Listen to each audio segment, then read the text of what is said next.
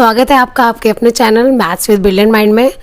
इससे जो पहले हमने वीडियो देखी उसमें क्या था कि हमने चिट चैट करी थी आपके सीनियर्स के साथ, बट हमने ये देखा था कि टॉपर्स की क्या स्ट्रैटेजीज थी, उन्होंने क्या फॉलो किया था।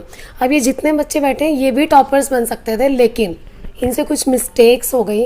अब हम सुनेंगे इन्हीं की ज़ुबानी इन्होंने क्या मिस्टेक्स कर दी जो आप ना करो ताकि आप भी टॉपर बन जाओ। तो हम इनसे ही जानेंगे कि इन्होंने क्या क्या मिस्टेक्स करी जो इनके मार्क्स एवरेज रह गए, कम रह गए, जबकि ये टॉपर्स की लिस्ट में भी आ सकते थे। तो आज हम एक एक करके इन तीनों से जानेंगे इन्होंने क्या गलतियाँ करी।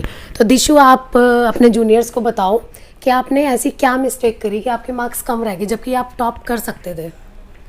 मैंने बहुत सारी मिस्टेक कर रही हैं, पर मेरी सबसे बड़ी मिस्टेक ये थी कि मैंने तीनों सब्जेक्ट पे इक्वली कंसंट्रेट नहीं किया। मुझे जो सब्जेक्ट अच्छा लगता था मैं सिर्फ वही पढ़ती थी और जो दो सब्जेक्ट्स थे उनको इग्नोर करती थी, तो इसी वजह से मेरे मार्क्स आ नहीं पाए अच्छे। तो मतलब दिशु का कहना है कि आप एक सब्जेक्ट को पकड़ के मत बैठ जाओ, जब टाइम टेबल बनाओ तो सब पे फोकस करो, सबको इक्वल इंपॉर्टेंस दो। ये तो है नहीं कि आपका एक ही का पेपर होना है, पेपर तो पांचों सब्जेक्ट का होना है, तो आपको पढ़ने तो सारे ही पढ़ेंगे, चाहे वो फिजिकल एजुकेशन है चाहे वो इंग्लिश है, सारे सब्जेक्ट्स इंपॉर्टेंट है। तो सबको टाइम टेबल में इंक्लूड करो। ये है कि किसी को कम टाइम दे दो, किसी को जो ज़्यादा आपको टफ लगता है उसे ज़्यादा टाइम दे दो, बट करने सारे ही हैं। मुस्कान, आपने क्या गलती करी? मैंने टाइम टेबल बनाया था बट मैंने उसको कभी फॉलो ही नहीं किया, वो वॉल पर लगा ही रह गया, चिपका ही रह गया। चिपका ही रह गया वो। अगर मैं उसको फॉलो करती तो आज मेरे भी 90s में नंबर आते। तो ये मेरी बहुत बड़ी गलती थी कि मैंने टाइम टेबल को फॉलो ही नहीं किया। तो बहुत बच्चे करते हैं, टाइम टेबल बनाने का शौक बहुत होता है, बनाएंगे बड़े जोश के साथ, चिपका भी लेंगे स्टडी टेबल के सामने, फॉलो नहीं करते। तो भाई बनाने से कागजों में कुछ नहीं होता, फॉलो करना बहुत जरूरी है। मतलब आपको जो है अपने कंफर्ट जोन को छोड़ना पड़ेगा, कहने का मतलब। हाँ जी मैम। कंफर्ट जोन को छोड़ोगे, मतलब मस्ती मारने का तो मन सबका करता है, बट जब तक आप कंफर्ट जोन में छोड़ोगे you can't top in your class और इवन इन CBSE। तो टॉप करने के लिए कंफर्ट जोन को छोड़ना पड़ेगा। साक्षी, आपने क्या गलती करी? मेरी सबसे बड़ी गलती यही थी कि मेरा ज़्यादा ध्यान जो था क्लासरूम में वो मजाक मस्ती में ही रहता था। जब एंड में एग्ज़ाम्स का टाइम हो गया तब मैं ज़्यादा सीरियस हो गई थी, तब मैं अच्छे से पढ़ती थी। तो अब मैं कितने महीने पढ़े हो गए? मैम 2-3, मतलब दो ही कह सकते हैं। हाँ जी 2 मैम। महीने। तो तब तक शुरू से लेके एंड तक आपने मस्ती मस्ती मस्ती, तो फिर आत्मा जागी के चलो आप Yes, पढ़ लेते हैं, ठीक है। तो अब मुझे लगता है कि अगर मैं इतने कम टाइम में पढ़ के भी मेरे 80% मार्क्स आ सकते हैं, अगर मैं शुरू से पढ़ती तो मेरे मार्क्स तो 90s में आते। तो ये गलती मेरी सबसे बड़ी गलती थी। तो आप जूनियर्स को एडवाइस करोगे कि स्टार्टिंग से ही सीरियस रहें, उनका रहें। बर्डन कम हो जाए। Yes, starting ma'am. से पढ़े तो ही नंबर अच्छे Yes, आएंगे, ma'am. एंड में तो कोई फर्क ही नहीं फिर टॉपर्स और एवरेज में। Yes, okay. तो जो मेरा अगला सवाल है, लिखे हुए हैं मैंने आपके लिए क्वेश्चन जो जूनियर्स को बहुत हेल्प करेंगे। क्या आप मानते हैं साक्षी के सोशल मीडिया पर ओवर इंडल्जेंस से भी इफेक्ट होता है पढ़ाई पे? मतलब सोशल मीडिया पे आजकल बच्चे बहुत ज़्यादा एक्टिव हैं, तो इस पे इफेक्ट पड़ता है पढ़ाई पे? अकॉर्डिंग टू मी, अगर आपका एम और आपका गोल जो है आप उसको लेके फोकस्ड हो और आपको पता है कि आपको लाइफ में क्या करना है, तो कोई भी चीज़ आपको इफ़ेक्ट नहीं कर सकती। अगर आप क्लियर हो, आपके थॉट्स क्लियर हैं, तो चाहे वो सोशल मीडिया हो या मोबाइल फ़ोन, कोई भी लेकिन चीज़। होता है ना अक्सर कि आप पढ़ने बैठे मान लो यूट्यूब पे, यस मैम। लेकिन ऊपर से नोटिफिकेशन आ गई तो Yes, आप कहते ma'am. हो चलो खोल लेते हैं, क्या फ़र्क पड़ता है, 2 मिनट लगता है, लेकिन वो 2 मिनट कब 2 घंटे में बदल Yes, जाते हैं ma'am. पता नहीं लगता। तो मैम, इसके लिए मतलब क्या करें हम जूनियर? जब भी हम पढ़ते हैं तो हमारा जो मोबाइल फ़ोन है और भी जो डिस्ट्रैक्शन जिससे हमें होती है वो हमें दूर रखनी चाहिए। जिस टाइम अगर हम मोबाइल फ़ोन चला रहे हैं तो उस टाइम मोबाइल फ़ोन ही चलाओ। अगर आप स्टडीज़ कर रहे हो तो उस टाइम फोकस। फोन उस टाइम आप कहते हो स्विच ऑफ करके कहीं रख दो, Yes, छुपा ma'am. दो, Yes, ताकि ma'am. ध्यान ही ना जाए। हाँ, ये बहुत अच्छा पॉइंट है कि जब भी पढ़ाई कर रहे हो फ़ोन आसपास होना ही नहीं चाहिए, अपने आप डिस्ट्रैक्शन खत्म हो जाएगी। हाँ, अगर आप यूट्यूब पे पढ़ रहे हो तो वही जो मैंने पिछली वीडियो में भी बोला सीनियर्स के साथ जब आपकी ली थी कि पोमोडोरो टेक्निक को अप्लाई करो, वो करके देखना, वो भी यूज़फुल रहेगी। ठीक है, अगला मेरा सवाल है मुस्कान के लिए। क्या कभी माइंड में नेगेटिव थॉट्स आते थे लाइक पेपर टफ आएगा, मेरे अकॉर्डिंग क्वेश्चन पेपर ना आया तो क्या होगा, मेरी किस्मत बड़ी ख़राब है कि पैटर्न अब इसी साल चेंज होना था? कभी आते थे ऐसे नेगेटिव थॉट्स? मोस्टली मेरे माइंड में नेगेटिव थॉट्स आते थे, बट हमें नेगेटिव थॉट्स को लेके नहीं आना चाहिए, क्योंकि नेगेटिव थॉट्स हमारे फ्यूचर को बर्बाद कर देते हैं। मेरे टाइम टेबल के हिसाब से आधा टाइम मेरा नेगेटिव थॉट्स में ही चला जाता था कि पेपर टफ आएगा, मैं क्या करूँगी अगर मैं फेल हो गई, तो मुझे माइंड में प्रेशर रहता हाँ था। माइंड में मेरे प्रेशर रहता था, नेगेटिव लर्न करते थे वो लर्न नहीं रहता। लर्न भी नहीं रहता था, वो नेगेटिव थॉट्स की वजह से होता है। तो हमें हमेशा पॉजिटिव रहना चाहिए। अगर हम पॉजिटिव रहेंगे ना तो हमारा पाथ भी चेंज नहीं होगा। नेगेटिव थॉट्स की वजह से हम अपना पाथ चेंज कर लेते हैं। ओके, तो बी पॉजिटिव एंड बस लगे रहो पढ़ाई में, अपने आप सब अच्छा होगा। अगर आप सब पढ़ के जाओगे, अच्छे से पढ़ोगे, अपने आप एग्ज़ाम भी आपको ऐसा लगेगा ईजी है। जब आप सारा टाइम यही सोचते रहोगे क्या होगा क्या होगा, तो कुछ नहीं होगा भाई। ठीक है, चलिए नेक्स्ट हम पूछते हैं,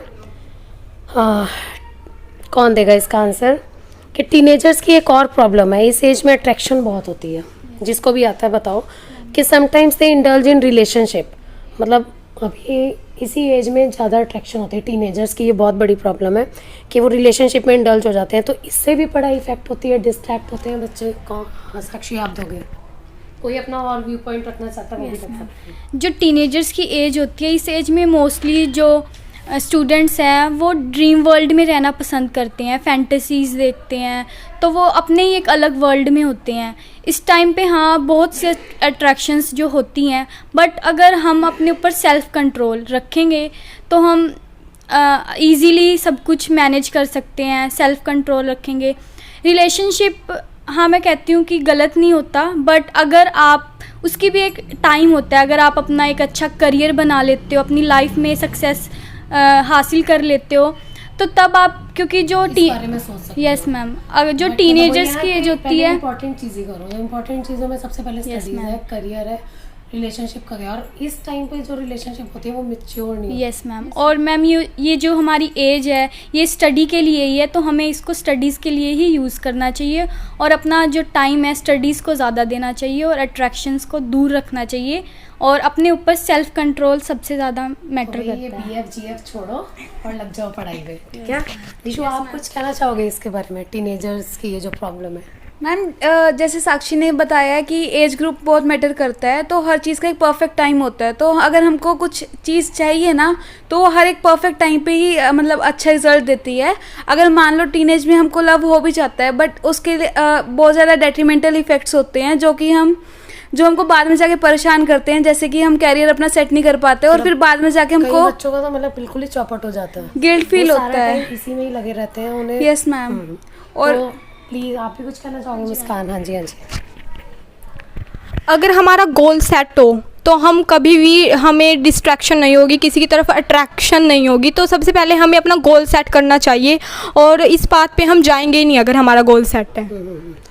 अच्छा, एक क्वेश्चन और है मुस्कान, ये बताओ जो आपने सब्जेक्ट लिए थे +1 में, क्या लिया था आपने? Non medical. तो आपका उसमें इंटरेस्ट था और आपने अपनी मर्जी से लिए थे? नहीं मैम, मेरा उसमें इंटरेस्ट नहीं था, but due to some family pressure and relatives के कहने पर मैंने नॉन मेडिकल स्ट्रीम ली। तो मुझे बहुत प्रेशर रहता था कि मेरा क्या होगा, अब मुझसे न होगी या नहीं होगी। मतलब आपका इंटरेस्ट किस में था? मेरा इंटरेस्ट आर्ट्स में था, क्योंकि Humanities में, हाँ जी। तो फिर मैंने नॉन मेडिकल ले ली, प्रेशर से ली है, बट मैंने कर ली। तो मैं इतने अच्छे मार्क्स नहीं आए मेरे। अपने इंटरेस्ट के सब्जेक्ट लेते अगर मैं इंटरेस्ट के सब्जेक्ट लेती तो मेरे बहुत अच्छे मार्क्स आ जाते, क्योंकि जिसमें इंटरेस्ट होता है तो उसमें तो ऑब्वियस सी बात है कि अच्छे मार्क्स आ ही जाते।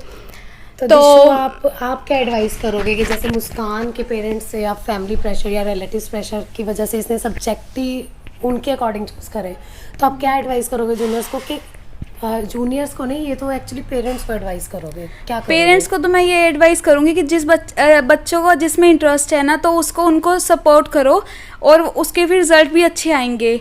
मतलब कई बार पेरेंट्स बहुत ज़्यादा प्रेशराइज करते हैं बच्चों को, पर बच्चों को भी ना उनको थोड़ा मनाना चाहिए, थोड़ा ट्राई करना चाहिए और उनको जिद करके वही लेना चाहिए। क्योंकि आजकल ना वो सब चीज़ें जा चुकी है कि नॉन मेडिकल करेगा तभी तेरा भविष्य बनेगा, मेडिकल ये ऐसा कुछ है ही नहीं। ह्यूमैनिटीज़ में मेरे को लगता है कि सबसे ज़्यादा फील्ड्स है, बहुत स्कोप है, मतलब आप बहुत कुछ कर सकते हैं। तो पेरेंट्स को ये बात समझनी चाहिए और उन्हें नॉन मेडिकल के लिए तो प्लीज़ प्रेशराइज नहीं करना चाहिए। बच्चे का इंटरेस्ट नहीं है तो मत दिलवाओ, वो अच्छा स्कोर नहीं कर पाएगा।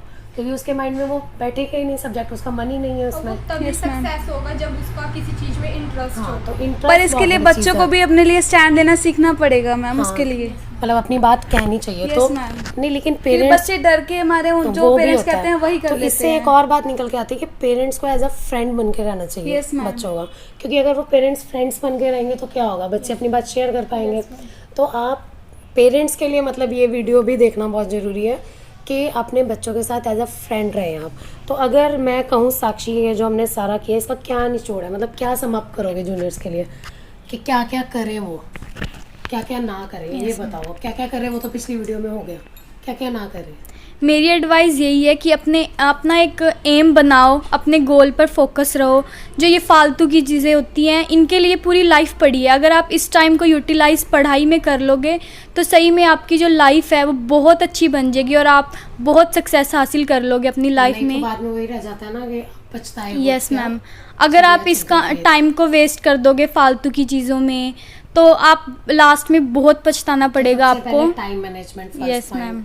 और दूसरा हमें शुरू से पढ़ना चाहिए। Yes, starting ma'am. से Starting से पढ़ना चाहिए। हमें फालतू में ये जो अट्रैक्शंस होते हैं Yes, रिलेशनशिप ma'am. उसमें इंडल्ज नहीं होना और चाहिए। अगर Social- स्टडीज कर रहे हो तो वही करो, मोबाइल फ़ोन ना यूज़ सोशल करो, मीडिया को दूर रखो। यस और मैम। अपने +1 वाले बच्चों के लिए अपने इंटरेस्ट के सब्जेक्ट लो, पेरेंट्स को मनाओ, पेरेंट्स भी बात सुने बच्चों की। Yes, तो ये सब इसका निचोड़ निकला है।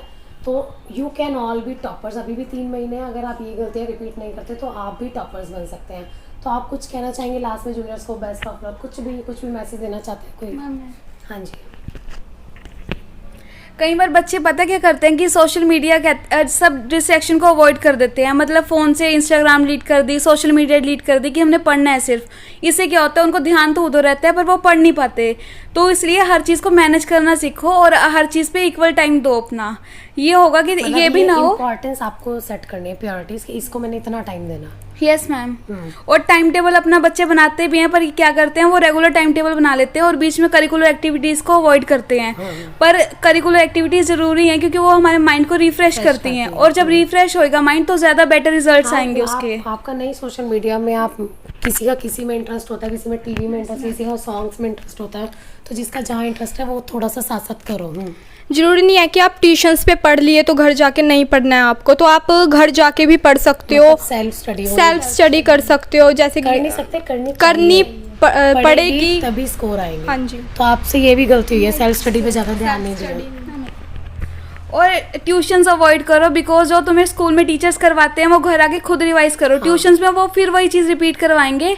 जब तक तुम उनको रिमेंबर ही नहीं करना सीखोगे तो तुम्हारा कोई फायदा नहीं होगा मतलब पढ़ाई करने का। पॉइंट आता है कि आपको खुद टाइम देना पड़ेगा अपने आप को, किसी के भरोसे आप अच्छे मार्क्स नहीं ला सकते। तो सबकी तरफ से एक बार हम जूनियर्स को बोल देते हैं all the best, keep rocking, अच्छे मार्क्स लेके आना and you can all B toppers. ठीक है, ये गलतियां रिपीट मत करो, सबके अच्छे आएंगे। तो वही बार बार मैं बोलती हूँ, पॉजिटिव और फॉलो लॉ ऑफ अट्रैक्शन। हाँ very good, law of attraction को फॉलो करो।